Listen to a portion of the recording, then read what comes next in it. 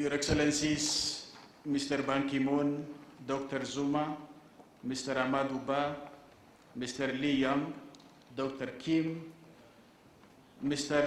Fernando Frutuso, Dr. Carlos, my good friend Professor Justin Lin, and Professor Jeffrey Sachs.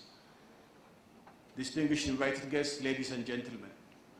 On behalf of the government and people of the Federal Democratic Republic of Ethiopia, and indeed on my behalf, I have the honor to extend to you all a warm welcome to Addis Ababa and to this crucial forum on inclusive and sustainable industrial development. I would like to congratulate UNIDO for organizing this forum in collaboration with the United Nations Economic Commission for Africa and the government of Senegal and that of my own. I would like to thank at this juncture for selecting my country as one of the champions along with Senegal. The forum has special significance in both its timing and focus as we gather here to discuss how finance and implement the post-2015 agenda. I believe that the concept of inclusive and sustainable industrial development goes right to the heart of the Sustainable Development Goals. It is needless to say that high state of economic and social development is unthinkable without having developed and advanced industrial sector. Neither history nor practice proves otherwise. Making industrialization inclusive and sustainable has remained a challenge. Yet those of us who are at early stage of industrialization and economic transformation are in a better position to foresee an inclusive and sustainable industrial development. Excellencies, inclusive industrial development ensures that no one is left behind. It promotes social equality within populations by sharing benefits of the generated prosperity for all parties involved. In the post-2015 era, developing countries should further strengthen their pursuit of inclusive and sustainable industrial development.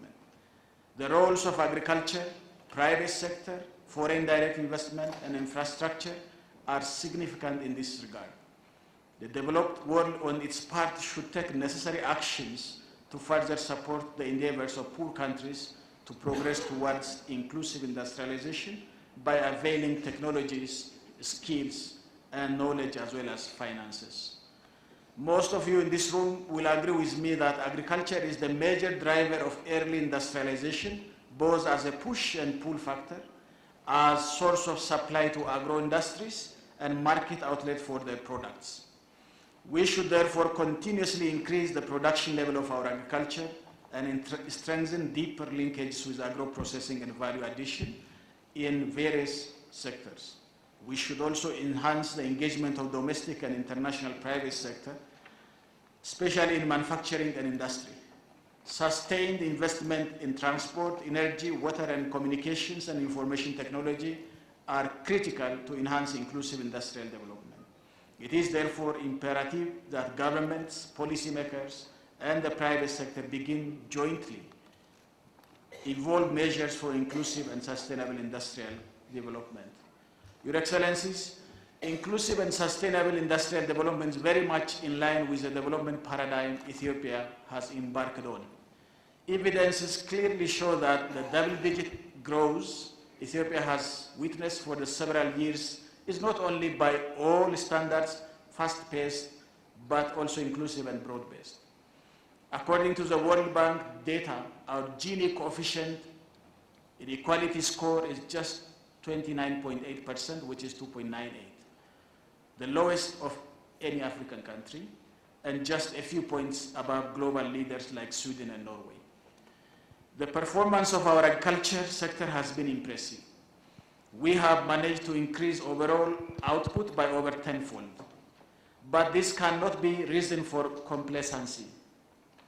We should maintain the momentum and transform the structure of our economy. We should develop the manufacturing sector, especially the agro-industry sector, and make sure that it is inclusive and sustainable. We are clear that our agro-industrialization process should integrate the economic, social, and environmental dimensions to ensure sustainability.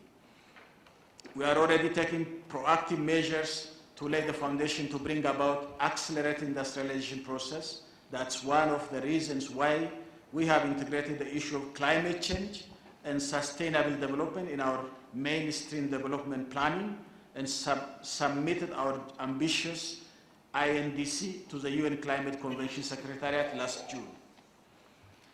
We are also continuing to heavily invest on infrastructure, on developing the necessary human capital with the required skills and know-how. We are upgrading our trunk roads, constructing new rail links, turning Ethiopian Airlines into a major regional carrier, and undertaking a massive energy investment program designed to turn us into a leading power exporter for the whole of East Africa. We are setting up industrial zones and agro-food parks, which are expected to serve as epicenter of agri-industrial transformation process in our country. However, as an emerging economy, we are very much aware that we need to remain focused and allocate our meager, scarce resources on few impactful sectors such as textile, leather and agro-food industry, where we feel we have the largest potential, competitive and comparative advantage, and can accrue maximum benefit in terms of revenue and job creation.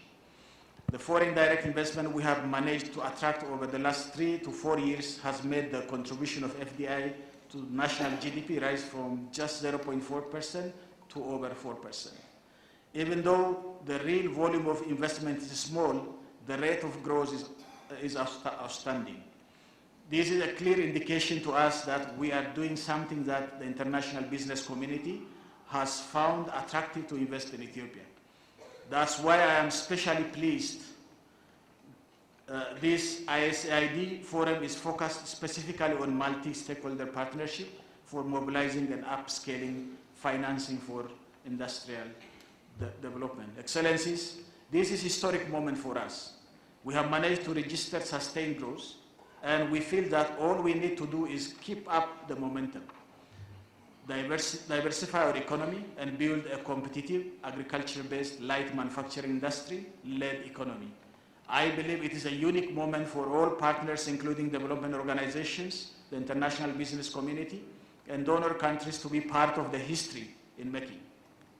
I have no doubt that the blend of noted personalities from the United Nations, international business community, and academia represented here will help us sharpen our thoughts and inclusive and sustainable industrial development agenda and our quest for bringing about structural change to transform the economies for our country. Finally, I would like to wish all participants that the partnership we are building will gather strength and momentum, grow and expand to help countries exploit their untapped potential in agriculture to build economically, socially, and environmentally sound, inclusive, sustainable agro-industry sector. With these few remarks, it's my distinct pleasure to declare financing for ISID special event officially open, and I thank you for your kind attention.